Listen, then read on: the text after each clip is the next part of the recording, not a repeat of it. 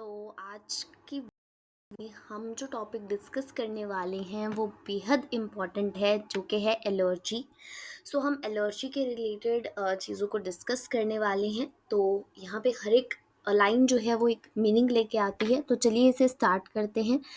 When you have gone to a new place and suddenly you started sneezing, wheezing for no explained reason, and when you went away your symptoms disappeared। यानी कि यहाँ पे कहा गया है, एक question पूछा गया है, या मतलब एक बात पूछी गई है बेसिकली, कि जब भी आप किसी नई जगह पे जाते हो अचानक से, है ना, और अचानक से आपको जैसे कि छींक आने लग जाती है या फिर ज़ुकाम हो जाता है ना, बिना किसी कारण, मतलब आप उस जगह पे गए, बस आपको ये सिम्टम्स दिखने लग गए, ठीक है। और जब आप उस जगह से दूर चले जाते हो तो जो छींक आ रही होती है या फिर जो भी ज़ुकाम वगैरह हो रहा होता है वो सब ठीक हो जाता है, ठीक है।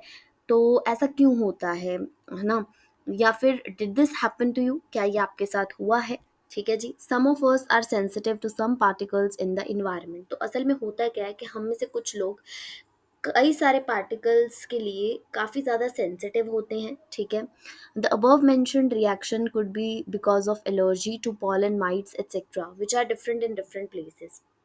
सो जो यहाँ पे मैंने पहले बात की कि ज़ुकाम होता है, छींकें लगती हैं, वो शायद से एलर्जी के कारण हो सकता है। एलर्जी किसकी वजह से हो रही है? पोलन की वजह से हो सकती है, माइट्स की वजह से हो सकती है, ठीक है। जो अलग-अलग जगह पे अलग-अलग होता है। अब कई जगहों पे पोलन होंगे तो कुछ लोग बहुत सेंसिटिव होंगे तो उन्हें वहाँ पे एलर्जी जैसे सिम्पटम्स आएँगे। क्या सिम्पटम्स आएँगे? वेरी इंपॉर्टेंट, स्नीजिंग और व्हीजिंग, ठीक है। मतलब आपको छींक आ सकती है, ज़ुकाम लग सकता है, ठीक है, ये चीज़ें होने लगती हैं। सो आगे बताया गया है the exaggerated response of the immune system. तो ये जो एग्जेजरेटेड रिस्पॉन्स है इम्यून सिस्टम का, यानी कि मतलब बहुत ज़्यादा करना, है ना, जितना मतलब चाहिए उससे ज़्यादा काम करना, ठीक है। तो जब इम्यून सिस्टम जितना ज़रूरत है उससे ज़्यादा काम करे, ठीक है, तो फिर वो जो ऐसा रिस्पॉन्स होता है to certain antigens present in the environment is called allergy, ठीक है।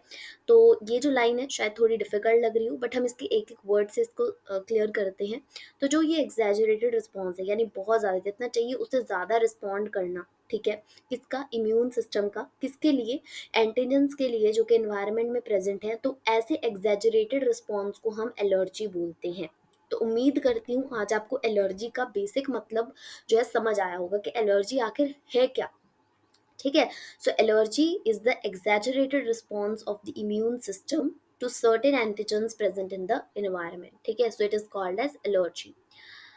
तो आगे बात की गई है the substances to which such an immune response is produced are called allergens. और ऐसा इम्यून रिस्पॉन्स जो हमें देखने को मिलता है, जो बहुत ज़्यादा एग्जैजरेटेड रिस्पॉन्स हमारे इम्यून सिस्टम का जब हमें देखने को मिलता है एलर्जी के केस में, ठीक है, तो वो किसकी वजह से होता है? तो वो एलर्जेंस की वजह से होता है। एलर्जेंस क्या होते हैं? एलर्जन वो सब्सटेंस होते हैं जिनके लिए वो रिस्पॉन्स बनाया जाता है इम्यून सिस्टम द्वारा, ठीक है जी। सो आई होप क्लियर हुआ होगा कि एलर्जेंस क्या होते हैं। The antibodies produced to these are of IgE type। तो भाई अब जब हमारा इम्यून सिस्टम काम कर रहा है तो कोई एंटीबॉडी बनाएगा।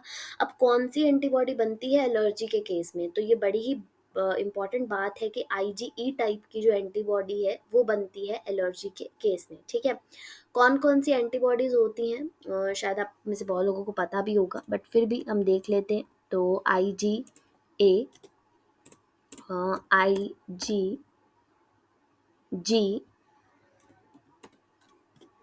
एक होती है IgM, और एक होती है IgD, और एक होती है हमारे पास IgE, ठीक है। तो ये 5 तरह की एंटीबॉडीज़ हैं हमारे पास। कौन कौन सी? तो ये हमारे पास क्या है? ये हमारे पास है antibodies. So these are the antibodies. तो कौन कौन सी एंटीबॉडीज़ है हमारे पास? IgA, IgG, IgM, IgD, IgE। तो इनमें से कौन सी वो एंटीबॉडी है जो एलर्जी के केस में हमें मिलती है, ठीक है, जो प्रोड्यूस होती है? तो वो है IgE टाइप की antibody. Common examples of allergens are mites in dust, pollens, animal dander, etc. सो अब जो एलर्जेंस की मैंने बात की पहले कि भाई जो सब्सटेंसेस एलर्जी कॉज कर रहे हैं वो एलर्जेंस होते हैं। तो एलर्जन क्या क्या होते हैं? कुछ एग्जांपल्स होती हैं उनकी, है ना। तो कुछ एग्जांपल्स है हमारे पास, जैसे कि mites in dust, pollen, animal dander etcetera. तो ये 3 एग्जाम्पल्स हैं, तो यू मस्ट रिमेंबर देम। ये बहुत इंपॉर्टेंट एक बात है कि इसके एग्जाम्पल्स हैं माइट्स इन पोलन, माइट्स इन सॉरी डस्ट, पोलन और एनिमल डेंडर। तो ये 3 एग्जाम्पल्स हैं, mites in dust, pollens and animal dander. Symptoms of allergic reactions include, अच्छा अब जब एलर्जी होती है तो उसमें कुछ सिम्टम्स देखने को मिलते हैं हमें। क्या क्या सिम्टम्स होते हैं वो? Sneezing, watery I, running nose and difficulty in breathing. ठीक है जी, तो ये 4-5 हमारे पास यहाँ पे 4 दिए हुए हैं। तो ये कुछ सिम्टम्स हैं एलर्जी के, स्नीजिंग करना, watery I, running nose, difficulty in breathing, तो ये हो जाते हैं। अब आगे बढ़ते हैं, तो एलर्जी में हमने एंटीबॉडी देखी कौन सी बनती है, आईजीई टाइप की एंटीबॉडी। तो allergy is due to release of chemicals like histamine and serotonin from the mast cells. भाई ये जो लाइन है ना, ये सबसे ज़्यादा वाली इम्पॉर्टेंट लाइन है। ये जो लाइन है ये सबसे ज़्यादा इम्पॉर्टेंट वाली लाइन है हमारे पास। सो ये लाइन क्या है? ये लाइन है हमारे पास कि एलर्जी किस वजह से होती है। एलर्जी कुछ केमिकल्स के रिलीज होने के कारण होती है। जो केमिकल्स हैं हिस्टामिन एंड सेरोटोनिन, ठीक है, और ये जो दो केमिकल्स हैं हिस्टामिन एंड सेरोटोनिन, ये कौन से सेल्स जो हैं रिलीज करते हैं? तो ये जो है मास्ट सेल्स जो हैं ये इनको रिलीज करवाते हैं। For determining the cause of allergy the patient is expose to or injected with very small doses of possible allergy. अब क्या होता है, अब डॉक्टर को डायग्नोस करना है कि पेशेंट को किस चीज़ से एलर्जी है। ठीक है, पेशेंट को सिम्टम्स एलर्जी वाले हैं, लेकिन कौन सा एलर्जन है जिसकी वजह से एलर्जी हो रही है। तो उसके लिए पेशेंट को छोटी छोटी अमाउंट में, थोड़ी थोड़ी अमाउंट में या थोड़ी थोड़ी डोजेज में एलर्जेंस के साथ इंजेक्ट किया जाता है, एक्सपोज किया जाता है, and the reactions are studied, और जो भी रिएक्शन आते हैं उसको स्टडी किया जाता है। ठीक है, आपने सुना होगा कई लोगों को वीट से एलर्जी होती है, कई लोगों को मिल्क से एलर्जी होती है, कई को पोलन से एलर्जी होती है, तो वो डॉक्टर्स इस तरह से उसको देख लेते हैं। ठीक है जी, फिर आता है द यूज़ ऑफ ड्रग्स। अच्छा अब एलर्जी का कुछ तो ट्रीटमेंट होगा, है ना। अब एलर्जी में हमारे पास आईजी एंटीबॉडी बनती है, सेरोटोनिन हिस्टामिन रिलीज होते हैं मास्ट सेल से, और इसका कुछ कुछ ट्रीटमेंट भी होगा। तो इसका ट्रीटमेंट है ड्रग्स लाइक एंटी हिस्टामिन। तो आप एंटी हिस्टामिन ड्रग दे सकते हो, क्योंकि यहाँ पे एलर्जी में हिस्टामिन रिलीज होता है, तो आप एंटी हिस्टामिन ड्रग दे दो।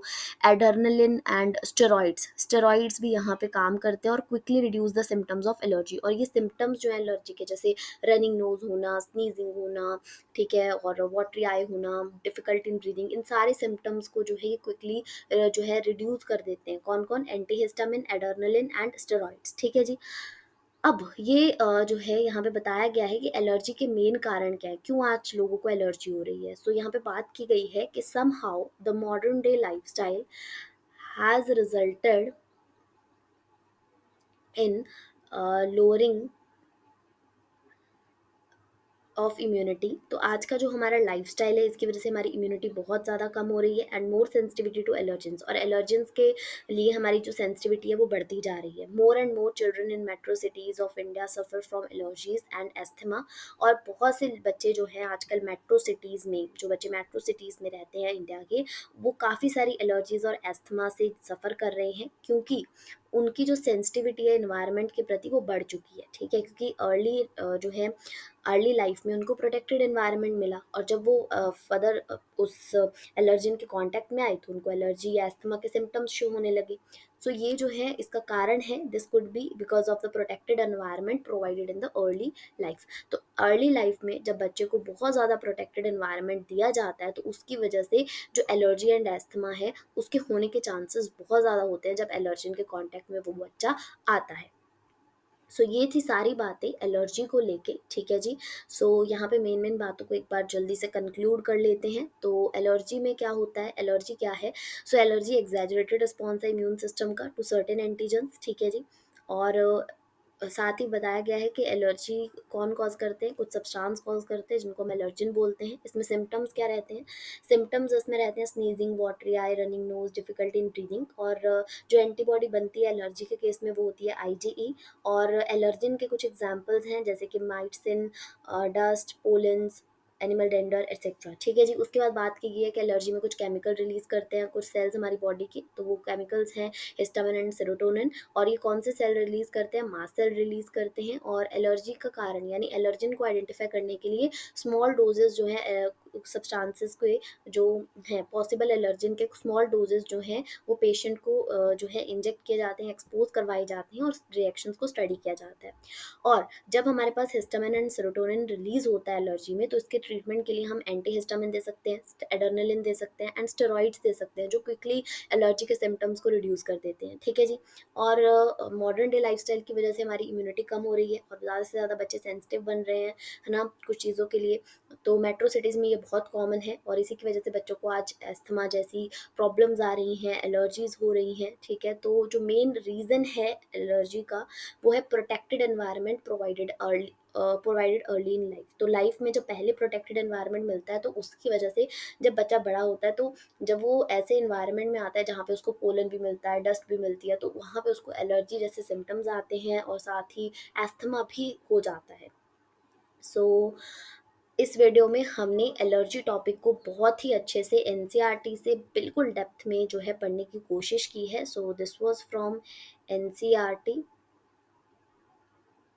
this is from NCRT. So I hope you all enjoyed watching this video. Please like, share and subscribe the channel for watching more videos, and thank you.